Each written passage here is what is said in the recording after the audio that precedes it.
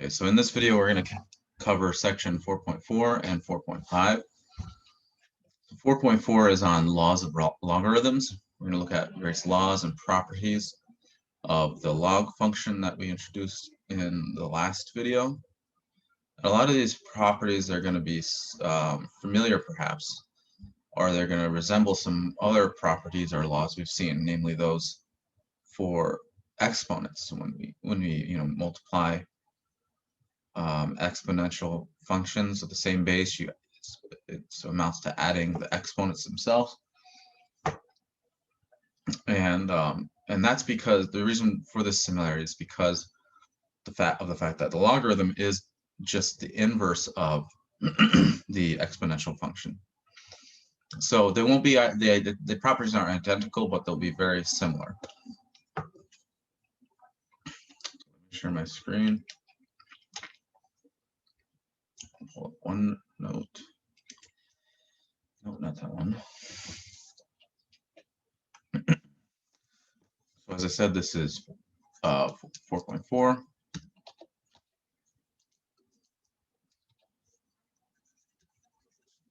This is on laws or properties of logarithms or the logarithmic functions.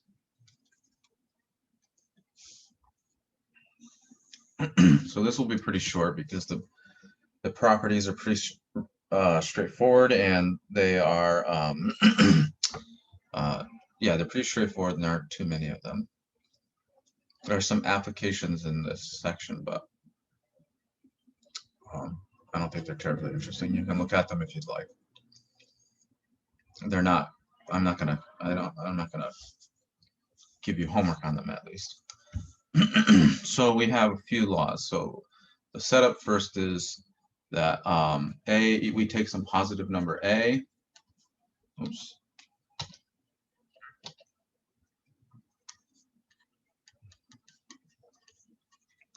And if you go back to the other video, or if you go back to the book, you'll remember why we need these two conditions. I'm not going to go back through them, but there's a need for these two conditions, why we care about imposing these conditions. So we start with a positive number a that's not equal to 1. And then we take some other numbers. So A, capital B, and capital C. These are real numbers.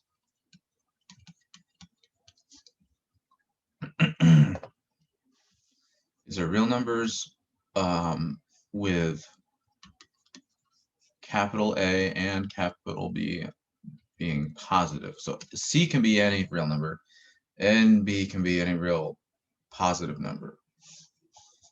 So if you have that, then we have the following properties. So we have log base A of A times B.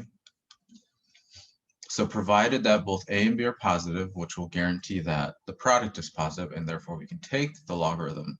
The logarithm makes sense. Remember, we have to take the logarithm of a positive number. What happens is that the logarithm splits, basically, in some sense, splits over the product. So the product becomes a sum.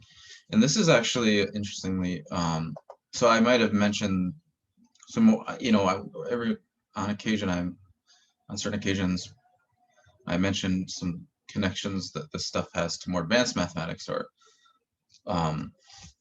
and I might have brought up a field called group theory, but I might be wrong, so I don't know, remember exactly. But group theory is basically, you basically have the set, and you have an operation on the set.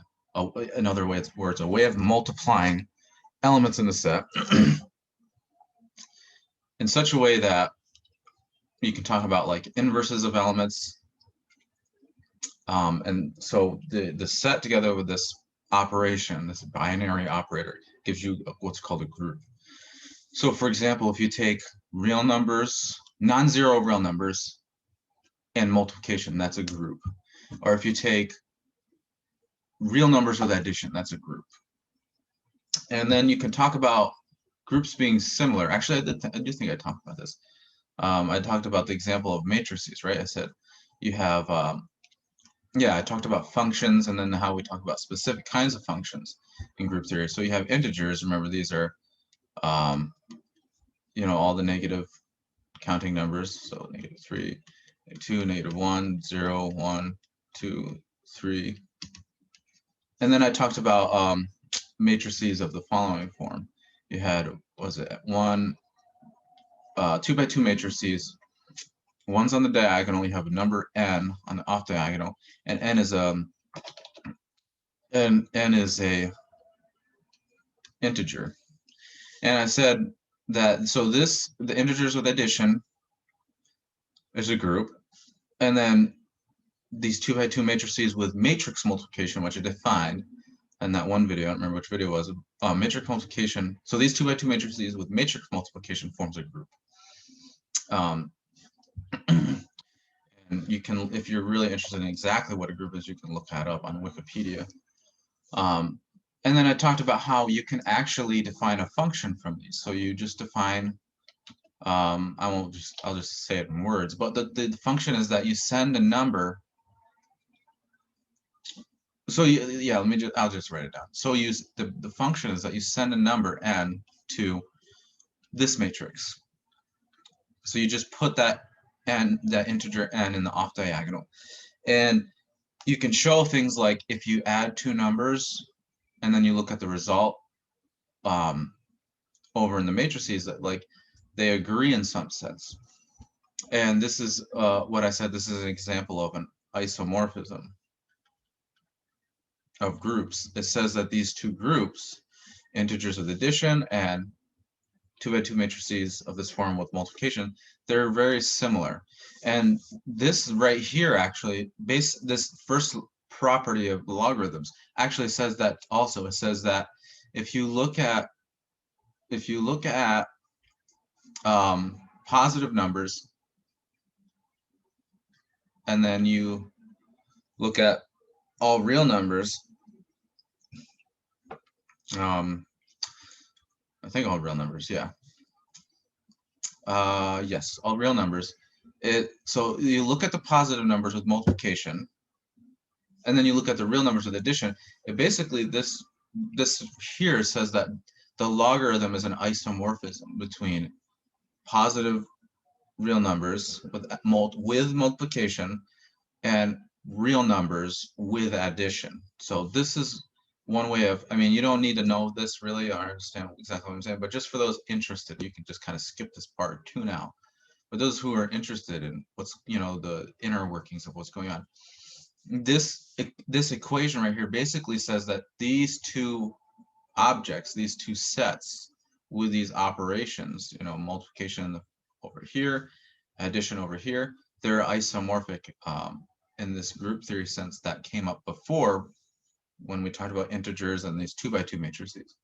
So that's just a little fun fact, I guess, if you find that fun or interesting. And this have all this stuff about isomorphism and like groups have a deep connection to physics. So if you're interested in science and physics, this is all very relevant. So yeah, that's just a little aside. But that's what that first property is. So the first property says there's this isomorphism, but if you don't really care about this, you just say, okay, the logarithm of a product is just splits off in this sum in this way. And if you want to remember that as that, that's perfectly fine too. Because honestly, I don't always think about this as an isomorphism myself. Sometimes I just think about this as just a bare identity or whatever. But that's really what's going on in the background, is that there's this sense it is saying that there is this isomorphism of these two groups. So that's the first property. The second property is basically the same thing. So it says, and it kind of says the same thing too when you look at it from a deeper perspective about groups. But it says that if you take the logarithm of a fraction or a quotient, it becomes subtraction.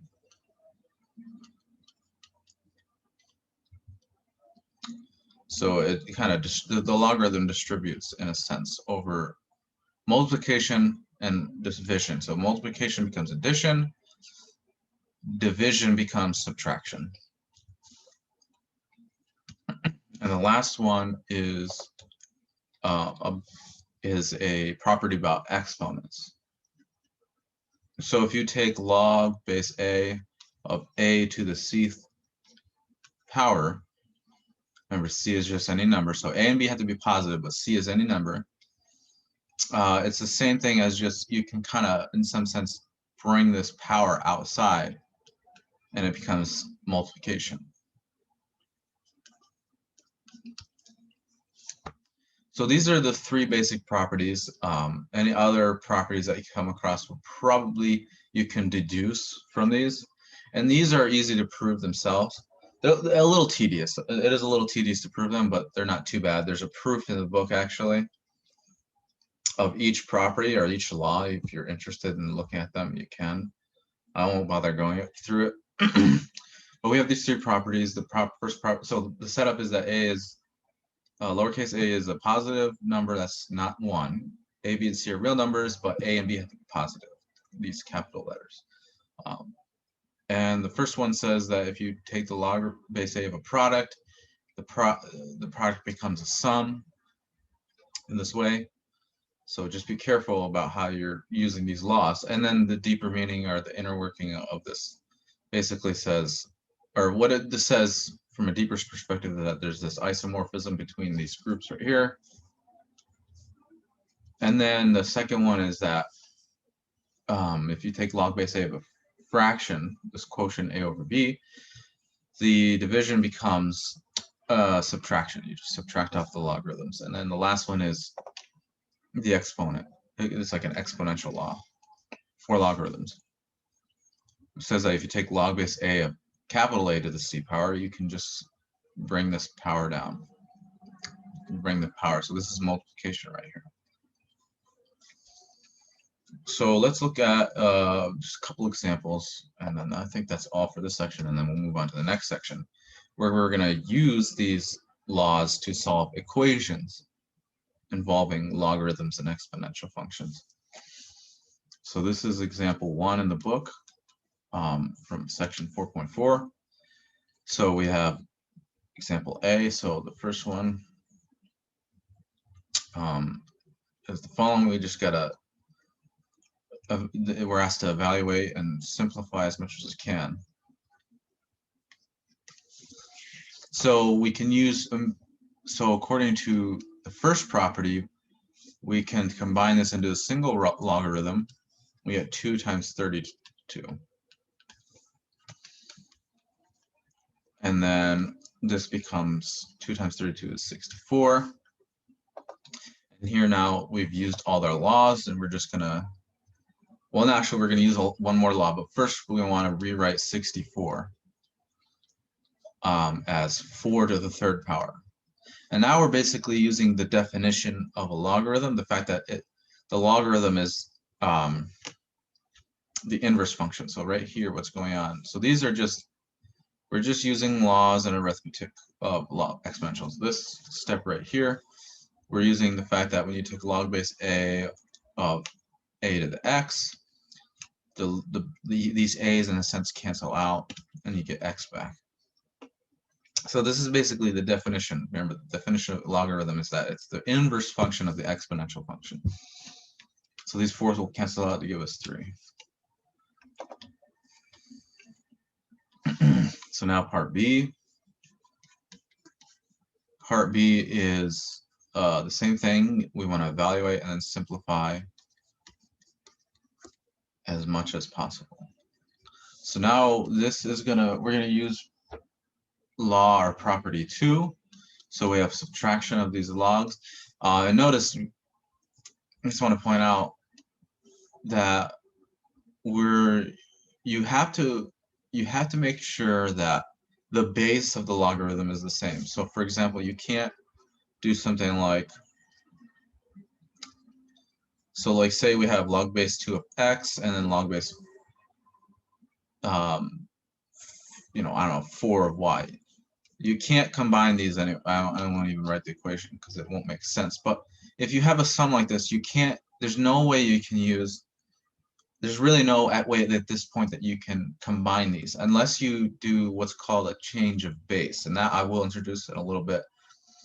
But there's just starting with these two exponential, or these two logarithm functions right here, there's no way of combining them because the base of each one is different. They have different, I guess, bases. And I think that's the correct word. So you can't combine these unless you do a change of base on this one, say. But we're just dealing with both of these are base 2, so we're fine. So we're gonna use log 2. So this will become a single logarithm, and we have to take the quotient of this with this.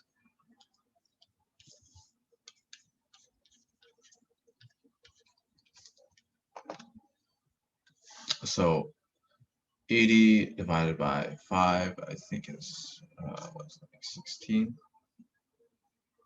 Yeah, I think so. Something like that. And then we can rewrite 16 as, this is 2 to the 4th. And then finally, we basically use, again, we're just using the definition of a log. So this 2 cancels this 2. That's not literally what's happening, but it's just a way of remembering what's going on. This 2 cancels with that 2, and we get 4. And then the last one is part C. We'll just go through that as well. So this one, we want to evaluate and simplify as much as possible. So I don't know if I mentioned this in the last video. Actually, this is not that great of an example because you're not going to get an exact number, but that's all right. So there's this convention. So you notice there's no base here. There's like a blank spot here. That's so that when that's the case, we basically set this convention up. This is new notation, and we're going to define this to be log base 10 of x. Okay, so when there's no base specified, it's always assumed that it's log base 10. So it's just so we can write the symbol, so the notation's easier, I guess. I mean, I don't mind if you write the log base 10. I sometimes write it myself. But if you see that in the book, then don't be confused by that, because that just means you're taking the function's taken with respect to base 10. So we're going to use the third property of our law of logarithmic functions, and that's the one about exponentials. So this is basically this is C right here, and so it's going to be become the power of 8. So 8 to the negative 1/3. And if you do that, if you 8 to the negative 1/3, you can easily verify that that is just going to be 1/2. And the book gives you an approximate value for this. It's approximate is negative 0.301. I don't really care about this step, but I included it because the book includes it. But really, this step's fine here. Log base 10, if you want to put that in, of 1/2. So we've looked at some examples. Hold on, my battery's dying. Let me go get my charger.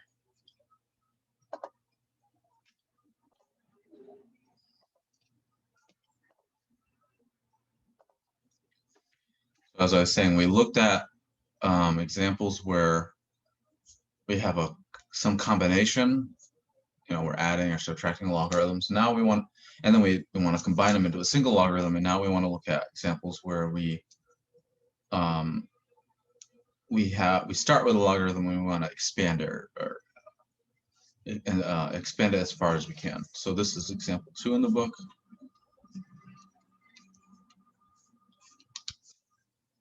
So this is part A. We have log base 2, 6 to the x. This one's pretty straightforward. We have, I guess we're probably, problem doesn't state it, but I'm guessing we're going to assume that x is positive. So remember what the law says. It says that this property of this equation, this is valid if and only if the product of each number is positive. So I can't use that law unless I'm looking at two positive numbers multiplied together. So I'm going to just assume that x is positive, even though the book doesn't state that. And you're free if you come across a problem like that and it's not stated. And if that's the, if it's only makes sense if you make that assumption, then you're free to make that assumption. So we want to, the book doesn't state that x is positive, but we're just going to assume that it's positive. So we have, if we, with that assumption in mind, we can use that first law to separate these two. So we get log base 2 of 6, and then this product becomes addition. As I said, we have this isomorphism of groups. If you really want to think about it in that way, but if you don't, that's perfectly fine. I mean, that's not something that group theory is not something you take until your senior year, probably your junior or senior year, if you're studying mathematics. So yeah, this will just split off in this way. So it's pretty simple. So now let's look at the next one part. Let's look at the next part, so part B, looking at log base 5 of x to the third, y to the sixth. So first, again, we're just assuming everything's positive. It's easier if we do that. The first thing we want to do, so we do have these exponents, but let's not think about those yet. Let's just think about this as the x to the third, the whole thing is a, and then at y to the sixth, the whole thing is b. So if we do that, then we can apply the first law, the first property. And so this will become log base 5 of x to the third plus log base 5 of y to the sixth power. And now we can deal with those exponents by using the third law, the third property. So that 3 becomes a coefficient. So it's 3 times log base 5 of x. Again, this exponent similarly becomes a coefficient, so it's 6 times log base 5 of y. And this is multiplication. You can write, you don't have to write this multiplication symbol if you don't want to, but I'll just do it just so it's clear. So it's 3 times this logarithm and then plus 6 times this logarithm. Okay, so now the last one, this one's a little more complicated because we have products and quotients and exponents. So we're doing natural log. Remember, this is that specific type of logarithm that we single out. You remember there's the Euler constant, there's this e to the x, and it has some very nice properties. And we saw, although we're not looking at complex numbers, it has that Euler constant e interacts with complex numbers in a really interesting and special way. There's that Euler's identity I wrote. So it's e to the I pi is equal to -1, which is kind of bizarre if you're just thinking about real numbers. Like a positive number raised to any real number is always positive. So what's going on here? Why don't I take e and raise it to I pi, where I, remember, is square root of -1. I'm suddenly now negative, so it's kind of bizarre. So it's bizarre, it's also interesting. So e has this nice properties. So if e, and it has these nice properties and it's a very special function. So if that's the case, then its inverse function, namely the natural logarithm, is very special. So we single that out. So we use ln for natural log. And that's, so natural log of x, it's just some more definition, is log base e of x. So we're looking at natural log of a times b over third root, the cube root of c. Again, we'll just assume everything's positive. It makes things easier. And so the first thing we're going to do is we're not going to think about the fact that the numerator is a product and in the denominator we have this c to some power. We're just going to think about these things as grouped together. So the numerator will just be a, capital A, it'll be a times b. So those are put together. So we can apply our, so let me just write that. So this right here will be a, capital A. This right here will be b. And therefore we can apply that second rule to get natural log of a times b minus the natural log of c, and I'm going to rewrite this as c to the 1/3 power. And now I can just apply all the rest of the rules as I did before. So the problem becomes it simplifies pretty quickly. So this log, the natural log of a times b will become a sum like this. And then this exponent becomes a coefficient. So it's 1/3 times natural log of c.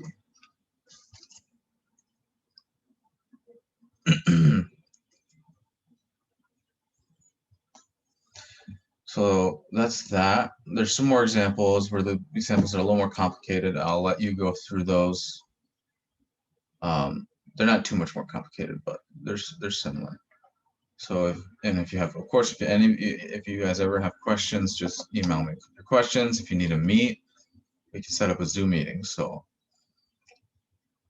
we can do any of those. All those options are available. So let's look at. I think this is the last thing for this section. Let's see. Yeah, this change of base formula. So this is useful for when you. So let me scroll back up. When you encounter a situation like this, where you're adding logarithmic functions, but there are different bases, how do you deal with that? So there's this formula, which I don't think, no, the book doesn't give a proof, but there is a way of proving it. I don't know the proof myself offhand. I can figure it out for you if you really were interested. But I'll just give the formula. So, and we're really just interested in how to apply these formulas at this point. So this will give you a way of dealing with adding logarithmic functions of a different base. So this is the change of base formula. It allows you to get from any base to another base. Actually, this might not always help you in that way. It can simplify problems, that's for sure. It definitely can simplify problems. So it might not always help with that situation that I just alluded to, but it can. So the idea is that you have, they actually do give a proof. Yeah, they give a proof. So if you're interested in the proof, you can look at the book. So we have log base b of x, and we want to get to log base a. Well, this expression right here is equal to log base a of x over log base a of b. So notice the correspondence in the terms. Now, I want you to be careful here. This does not equal the following. You cannot apply that second rule, that second law or property. This is this is not to be done. Warning sign, don't do this. So let me just write it out again. So log base a of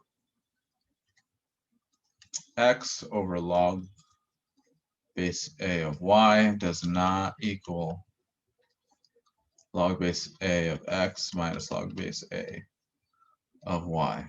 This is not true. What's true, let's just write down what is true. That log base a of x over y. So notice where the quotient is. It's not the quotient of these logarithmic functions. It's the logarithm of the quotient. Keep track of where the preposition of, that preposition of What are we taking? Is it the quotient of, or is it the logarithm of? The logarithm of.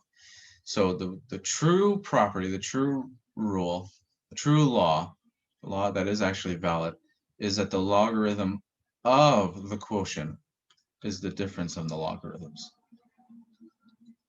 Not the other way around. It's not true that the quotient of the logarithms is this difference right here. That is not true.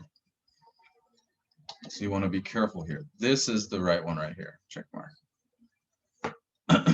So let me put this, box this off.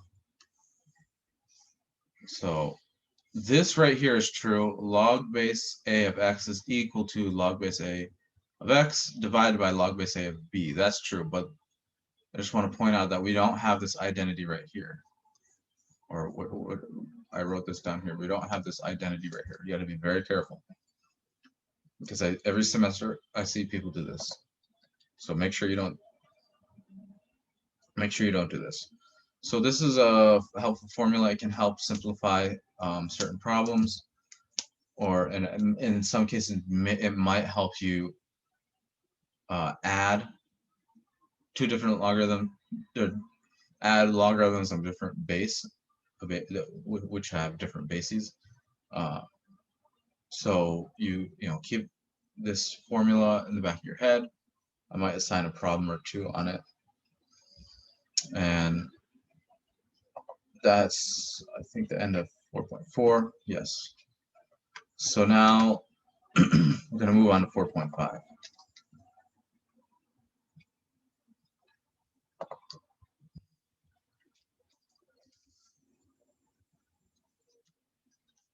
So if you have 4.5 is on exponential and logarithmic equations. So using all these properties of logarithms and using the fact that exponential and logarithmic functions are inverses of each other, can we solve various equations involving them?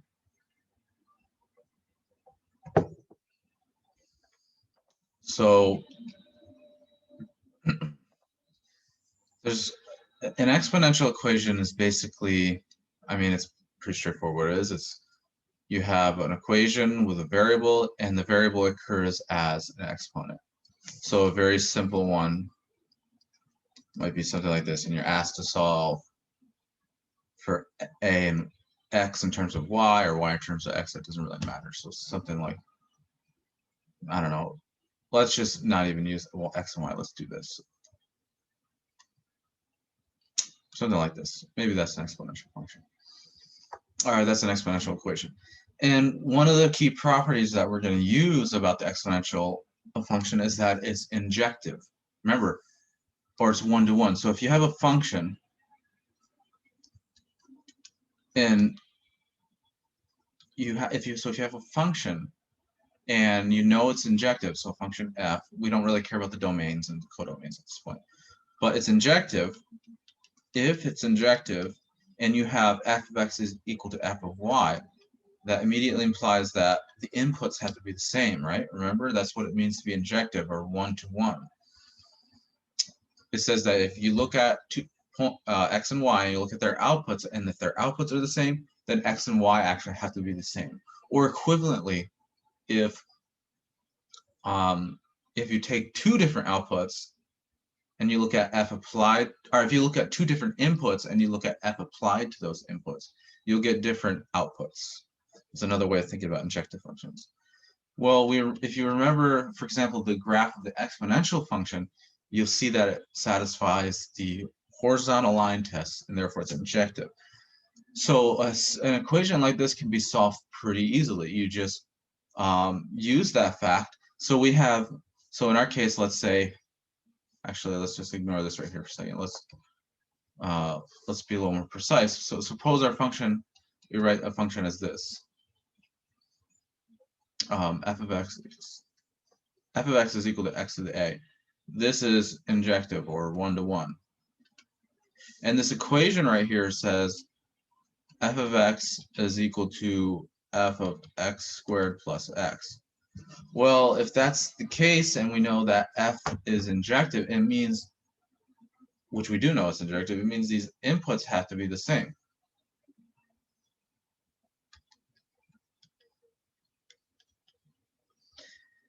And then you can solve for this. It just gives you this, so then x is equal to 0. So in short, we have this implication. We have a to the x is equal to a to the x plus x. That immediately implies that x is equal to a to the, or sorry, x is equal to x squared plus x. So it implies, so you can in a sense take away, cancel out the a's in a way. Or because we know that the logarithm is in the inverse function, we can also think about this as the following, where we're going to apply the log base a to both sides. So there are a lot of ways of looking at this implication. So because the logarithm is the inverse of the exponential, the log base a is the inverse of the exponential a, these a's cancel out and you get this. So this is kind of one way of thinking about what's going on in the background, but really this implication is what matters right here. If you have a raised to something and then a equals a raised to something else, you immediately applies that those exponents have to be the same. So more generally, we actually have the following. If we have a to the h, or let's say g of x, so we have a raised to some function of x, we have a raised to some function of another function of x, say h of x, that's immediately going to imply that g of x is equal to h of x. So solving this equation amounts to looking at the points where these two functions intersect, are solving this equation. So we can simplify the exponential equation this way. So let's look at some examples. So this is example 1. So we have 5 to the x is equal to 125. Well, we can rewrite this as 5. You can actually rewrite this as 5 to some power. So this will be 5 to the third power. So we have the same base, and we just look at their exponents. So this will immediately imply that x is equal to 3.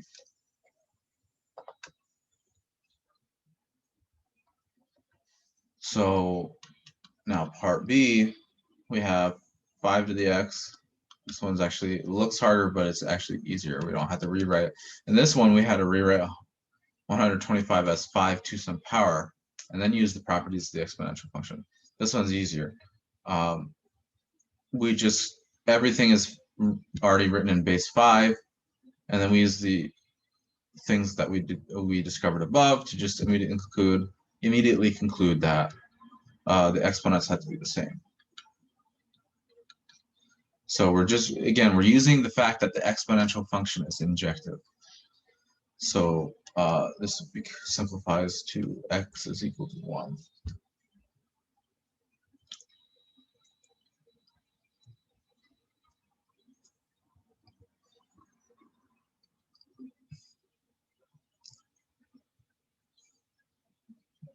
So not always do you get something nice.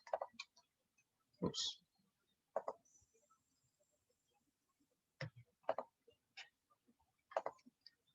And in fact, I'm not even going to go over something that's not nice. There's an example here too. I probably won't even. This one involves using calculators, and I don't really think it's helpful to use calculators all the time.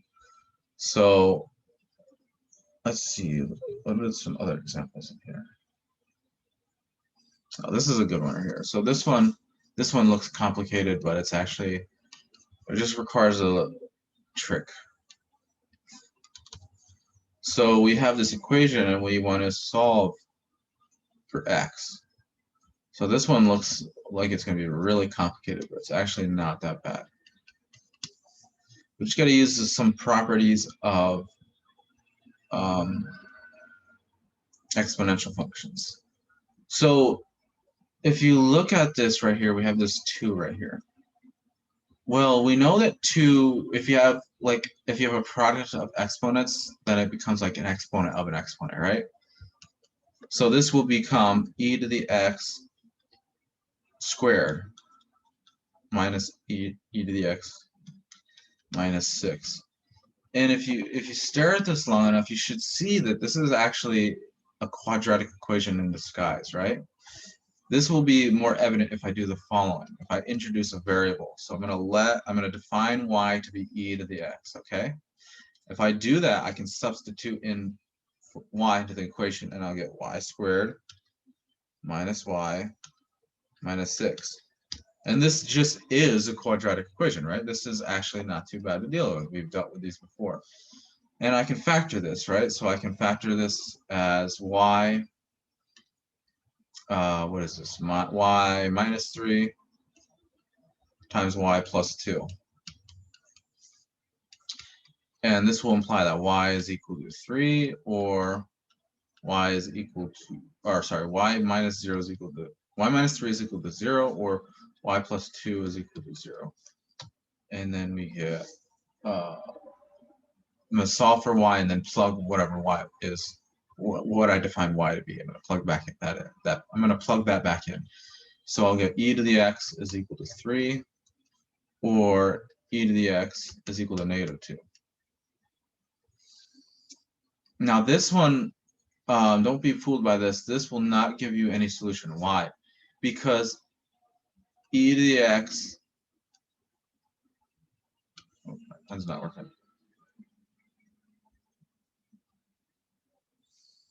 Oops. Okay, I gotta wait for this to respond, I guess.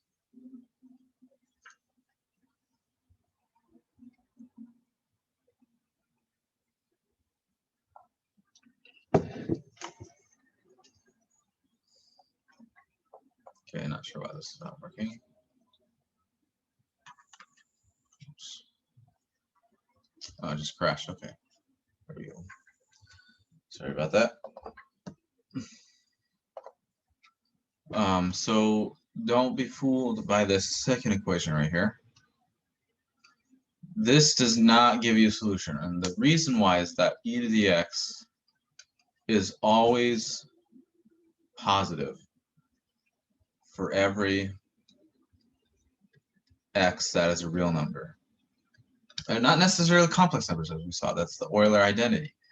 If x is equal to I pi, then you will get a negative number. But x is equal to I pi is not a real number. This slash through this symbol means not. So remember, this symbol right here means x is in R. X is a real number. That's how you read this equation right here. Not equation, but this expression. This right here, you read this as not. So you say I times pi is not a real number. It's not in the set of real numbers. So because we're just dealing with real numbers, e to the x equals 2 will not have a solution. It will not. There will not be a real number. There is no real number x such that e to the x is negative 2. So this one gives no solutions. But this one does, because 3 is a positive number. And if you, again, this is gonna, I mean, sometimes you can't avoid calculators. I won't ever have you get specific values, or not even specific values, because when you use a calculator, most of the time it's going to round it. But you can take, to get this, to simplify this a little bit further, you take the natural log of both sides. Then remember, natural log and the natural log and the natural exponential function are inverses of each other, so this cancels out. You get e is equal to ln 3. And I mean, if you're interested in, it's approximately 1.0986. I mean, I don't really care what it's exactly equal to, but that's what the book says.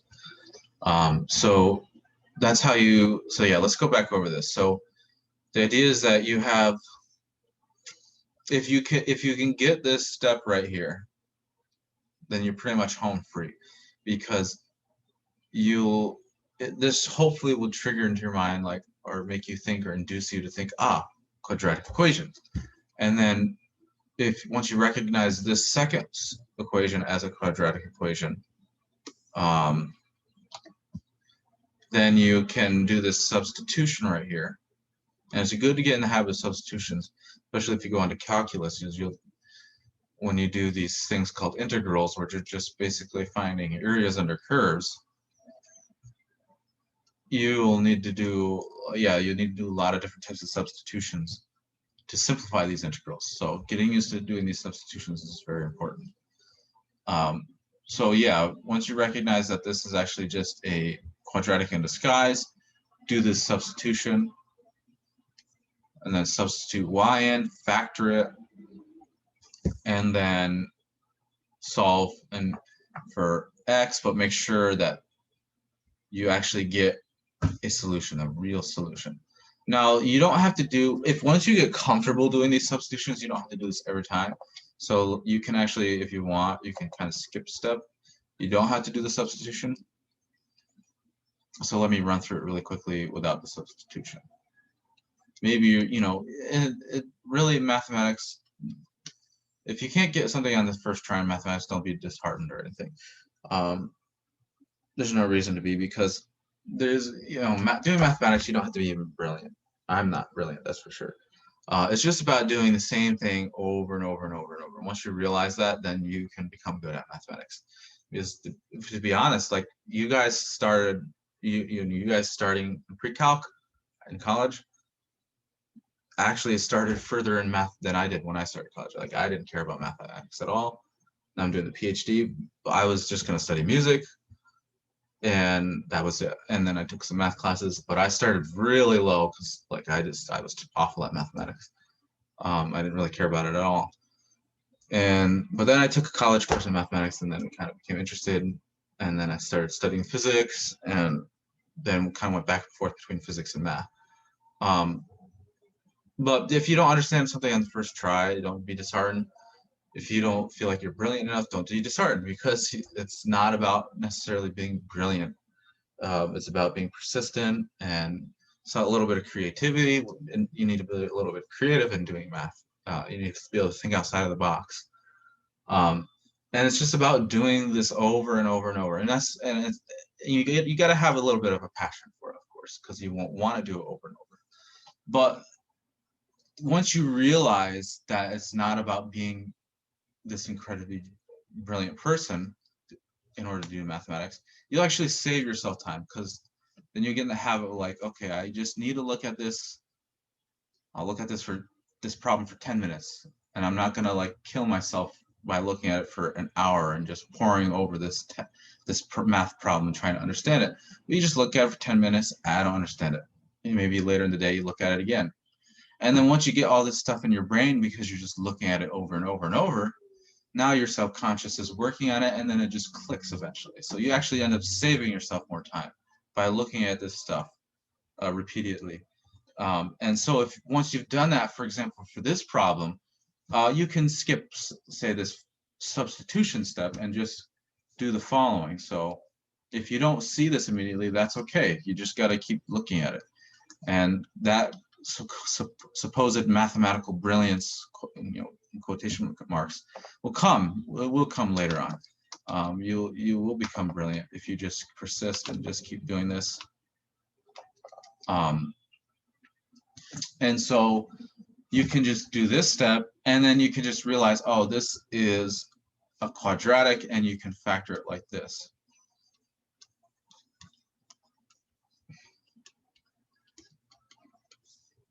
And then you can do this. And then you just solve the rest from there. And so I strongly suggest doing the factorization. It just makes it easier to recognize that the equation is actually just a quadratic equation. But after you've done it a couple times, you'll get used to it. As with everything in mathematics, there's this genius, John von Neumann. He said, no one understands math, they merely get used to it. And it's very true that no one, I mean, there are some exceptions that people who are just naturally talented for math, but no one's really ever naturally. It's just like your brain, like, you know, the way we evolved, like math, even like, I think these people who, you know, these biologists and neuroscientists, they look at like the way people process math and stuff like, and math, division, for example, is just not natural. It's not natural for primates to do division. So it's just your brain. Your brain is not wired to do math. You got to train it. It's not what naturally wired to do mathematics. It's able to do things like simple things like addition, like that's, you need to do stuff like that for survive. But you know, back in the day, you didn't need to do division to survive. Didn't need to do that type of counting and arithmetic. So it's just about like training your brain to get used to these more abstract things. So that's another type of exponential equation you can encounter. So let's look at one more, actually, yeah, one more exponential, and then we'll look at some logarithmic equations.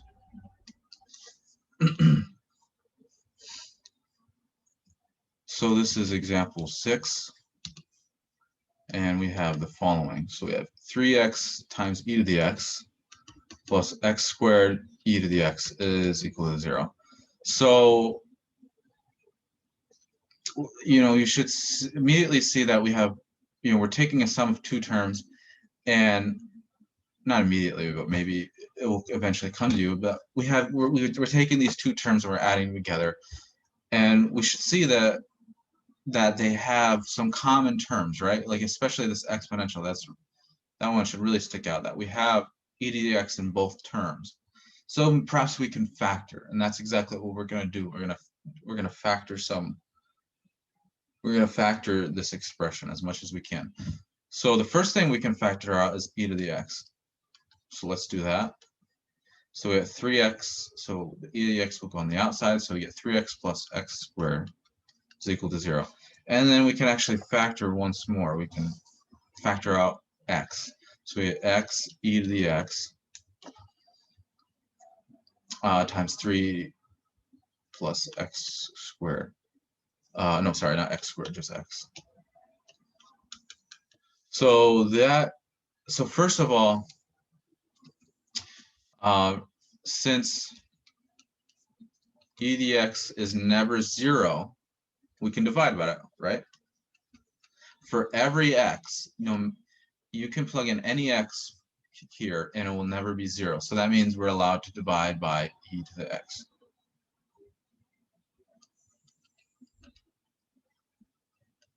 So let's do that. So if we do that, we get x times 3 plus x is equal to 0. And then we just use the fact that if we have a product of two numbers is 0, then one or both factors are 0. So we have that x is equal to 0, or 3 plus x is equal to 0. So that means x is 0 is a solution, or x is equal to -3. That's how you solve that. So you basically, in canceling off the exponential, you do some factor. You factor it first, and then you can cancel off e to the x because it's never 0, and then you solve the resulting equation right here, as we've done a lot in the past already. It's solved similarly. So those are some exponential equations. So now let's move on to logarithmic equations.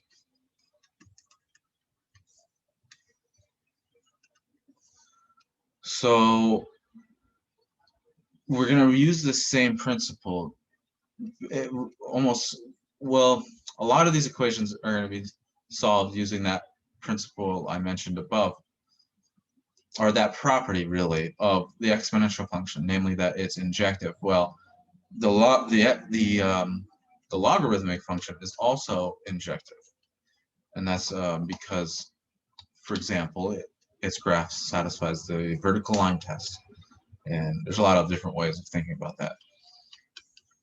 So because the logarithmic function is injective, if you have an equation like this holds, you immediately can conclude that x is equal to y.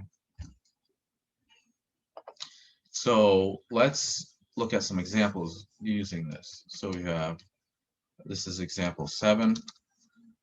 So we have log base 10, so we don't write the base, it's just assumed. We have log base 10 x squared plus 1 is equal to log base x minus 2 plus log base 10 of x plus 3. So the first thing we're going to do is we want to combine these into a single log using those properties we discussed in section 4.4. So this will become a product, so it'll become log base 10 of the product, oops, plus 3, and then we can FOIL. I guess I started writing log base 10 there. So now, oh wait, I'm sorry, looked at the book. Oh, there's a typo in the book. Okay, actually, there's a typo in the book. So in the problem statement, they didn't put the base down, so I just assumed it's 10. But then when you go to the solution, it's actually saying log base 5. It doesn't really matter what the base is, so we'll just get rid of it, and it says log base 5 in the book, but it doesn't matter. We'll just assume that it's log base 10. It'll all work out the same.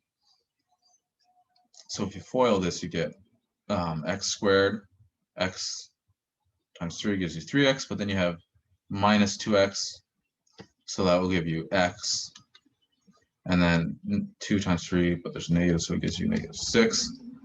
And now we can use the fact that the function is injective. We have log base a, so log base 10 of something equals log base 10 of something else.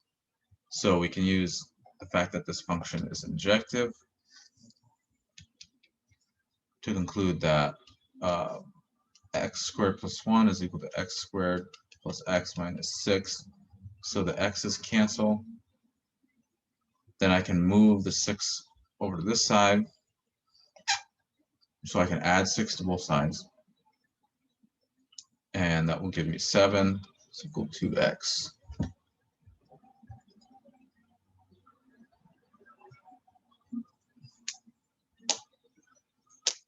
So let's see.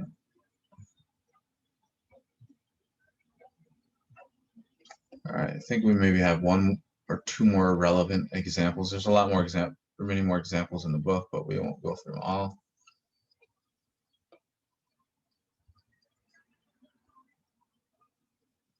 So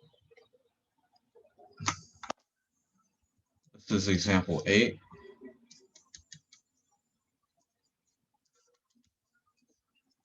So we have part A is, again, in both parts we're solving for x.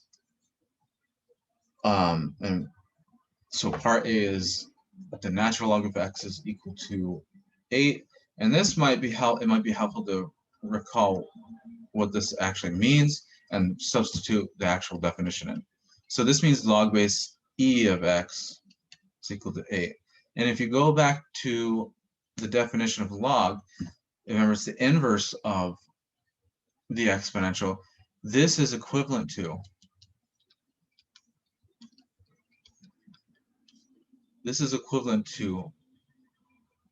x is equal to e to the 8.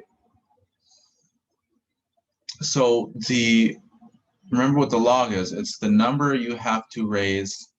So it's the number you have to raise the base to get x.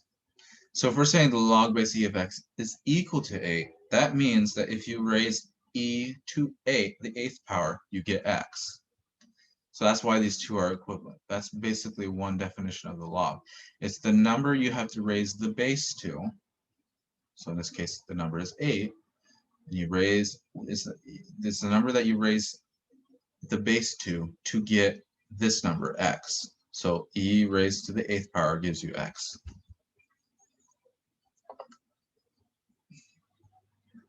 Equivalently,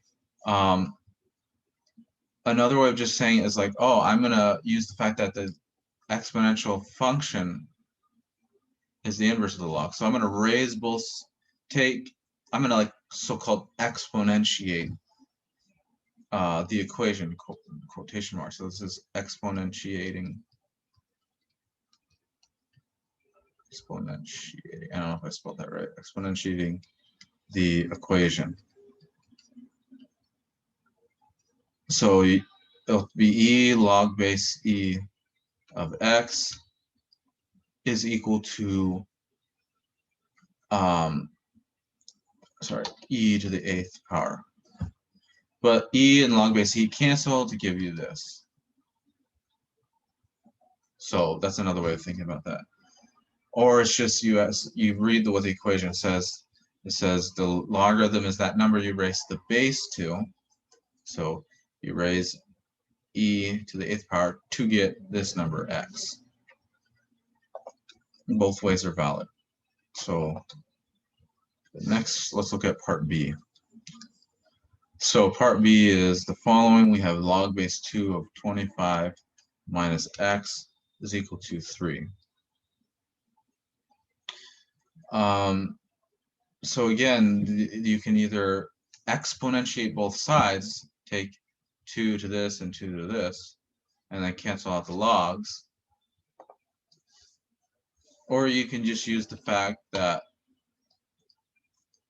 what you're saying is that you read the equation, what it says you have to raise 3 is the number you have to raise 2 to get 25 minus x. So this is equivalent to 2 to the 3rd is equal to 25 minus x. And then 2 to the 3rd is 8. Maybe 25. It's supposed to be 25 minus x. So I'm going to put x on the one side and then subtract 8 from both sides. And that'll give you 17. So that's all for this. This is this completes 4.5. So we did 4.4, 4.5, and then the next video we'll do 5.1. So